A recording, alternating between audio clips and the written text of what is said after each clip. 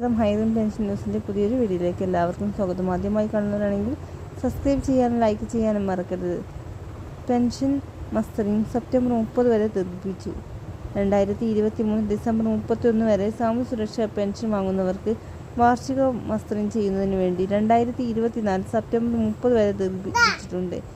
ഈ സമയത്തുള്ള എല്ലാ പെൻഷൻ ഗുണഭോക്താക്കളും അക്ഷയ കേന്ദ്രത്തിൽ പോയി മസ്റ്ററിംഗ് പൂർത്തിയാക്കേണ്ടതാണ്. ഈ സമയം നീട്ടുകയില്ല എന്ന് ധനവകുപ്പ് വാർത്താ സമ്മേളനത്തിൽ പറഞ്ഞു.